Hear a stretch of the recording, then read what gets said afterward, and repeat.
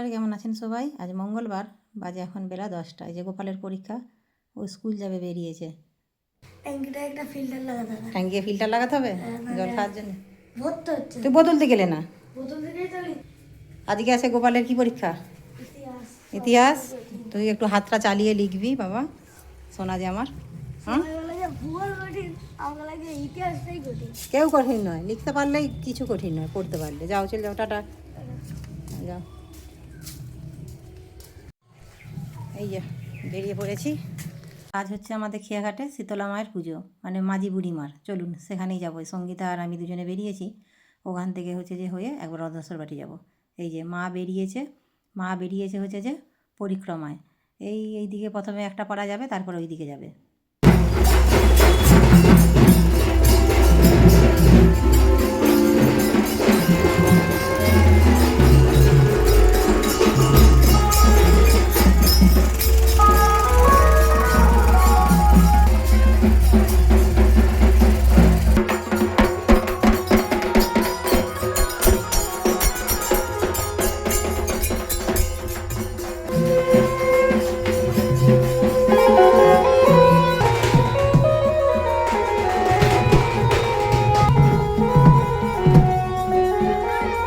প্রথমে এইদিকে এই গয়লাপাড়ার দিকে যাবে, গয়লাপাড়া হয়ে তারপরে আমাদের মারাতলার দিকে যাবে। মারাতলার দিকে যাবে দুপুরের পর, কেননা ওইখানেও হচ্ছে যে প্রাইমারি স্কুল আছে, প্রাইমারি স্কুলের পরীক্ষা চলছে। সেই পরীক্ষা শেষ হওয়ার পর ওই দিকে যাবে। ওই দিকের থেকে তারপরে ঘুরে আসার সময় আমাদের বাড়ির কাছ দিয়ে হয়ে আসবে। এই যে এখন নিচের পাড়ায় নেমেছে। চলুন, আমরা হচ্ছে যে গিয়েছিলাম রতনেশ্বর বাটি, কাজটা মিটিয়ে চলে এসেছি, এখন বাড়ি যাই। আমাদের ওইখানে যাবে সেই বিকেলবেলা, তখন আবার দেখা হবে আপনাদের সাথে। বাজে এখন বিকেল 3:50 মতো, 4টে এখনও বাজেনি।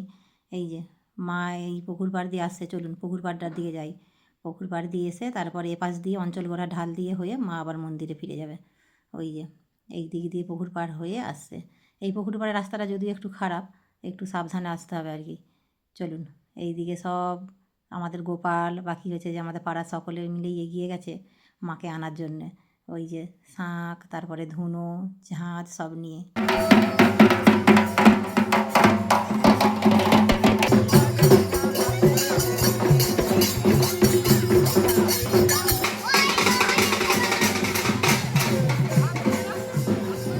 ঠাকুর মশাই আমাদের তুলসী তলায় নামাবে।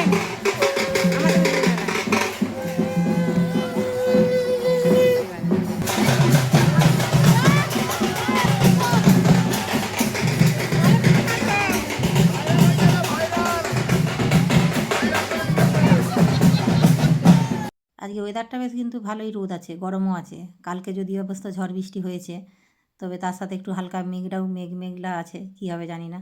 চলুন, ওই যে ব্যান্ড পার্টিটা দেখছেন, দারুণ সুন্দর বাজাচ্ছে, মারাত্মক সুন্দর। আর এই দেখুন নাচ, দেখুন খালি। এই আমাদের বুড়ি মায়ের পুজো প্রায় হচ্ছে এই 13-14 বছর পর। কেন, ওটা তো মাঝি পাড়ার পুজো, প্রত্যেক বছর হয় না অবশ্য। এই 13-14 বছর পর পুজো হচ্ছে। 13-14 বছর আগে যখন পুজো হয়েছিল তখন আমাদের বাড়িতে নিয়ে এসেছিলাম মাকে।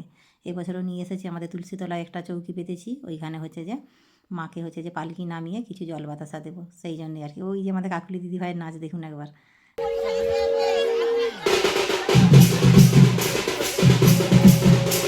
আমাদের দেশে যে শীতলা মা আছে, সেই পুজোটা হবে বৈশাখ মাসে। আমাদের দেশের মা যখন বেড়ানামে বেরোয়, তখন হচ্ছে যে গোটা হরিশপুর গ্রামটা ঘুরলেও আমাদের এই পাশটায় আসে না। এই বুড়িমা যখন হচ্ছে যে পুজো হয়, যখন বেড়ানামে বেড়ায়, তখন হচ্ছে যে আমাদের এখানটায় আসে। সেই জন্য যেন আমাদের এইখানটা একটু আনন্দ লাগে। মা যদি বাড়িতে আসে তবেই যেন মনে হয় মায়ের পুজো পুজো ভাব। চলুন, আসবে এবার আমাদের বাড়িতে। এই 13 বছর আগে আমার এই মাঝি বুড়িমার কাছে একটা মানত ছিল যে আমার মনস্কামনা যদি পূর্ণ হয়, মা যখন আবার পুজো হবে, যখন হচ্ছে যে আমাদের এই পাড়ায় আসবে, তখন আমি মাকে আবার বাড়িতে নিয়ে আসবো। সেই মনস্কামনাটাই আজকে আমার হচ্ছে যে পূরণ হতে চলেছে। মানে অনেক পরম সৌভাগ্য।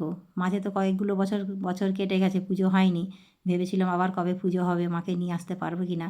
যাই হোক, এই বছরটা আমি সুযোগ পেয়েছি, সেই সুযোগটা আর হাতছাড়া করতে চাই না। চলুন, এই যে অবশেষে হলো প্রতীক্ষার অবসর।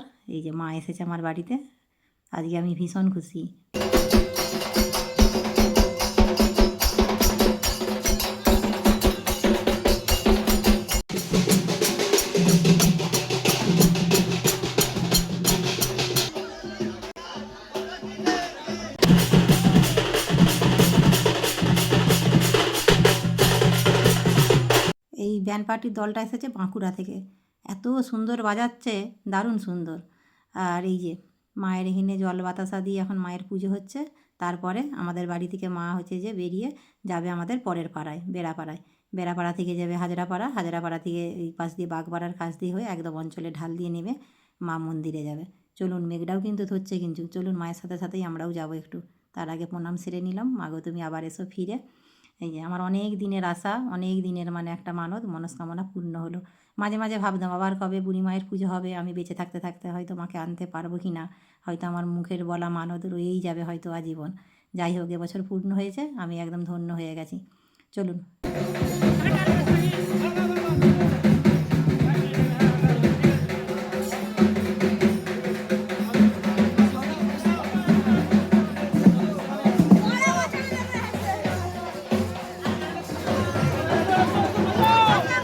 চলুন, মা যাচ্ছে এবারে বেড়াপাড়া, আমরাও যাবো ওইখানে। গোপাল বলছে ওর পরের বছরও যেমন আসে। গোপাল অবশ্য আগে দেখেনি, ও জন্মের আগে বুড়িমা এসেছিল। আর এই যে বাঁকুড়ার যে দলটি দেখছেন, মারাত্মক বাজাচ্ছে কিন্তু, দারুণ সুন্দর। যেখানেই বাজাচ্ছে সেখানেই লোক নাচতে বাধ্য।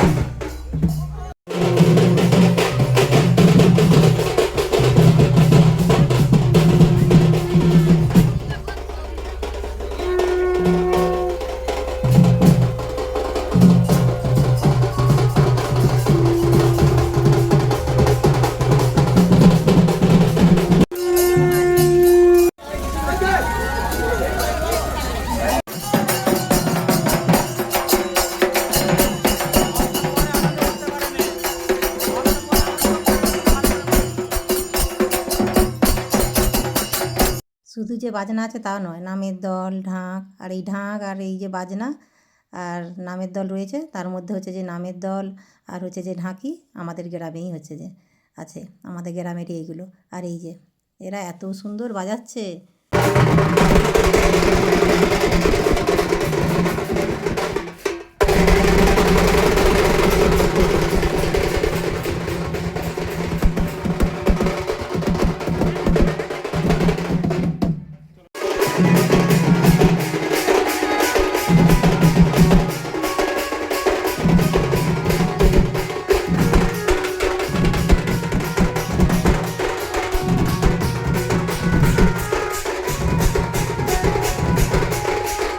মাও এবার ঘরে ফেরার পথে। আর এদিকে মেঘটাও দারুণ ধরেছে, একদম ঘন কালো হয়ে মেঘ ধরেছে। এই যে দেখুন, ঝড়ও উঠে গেছে।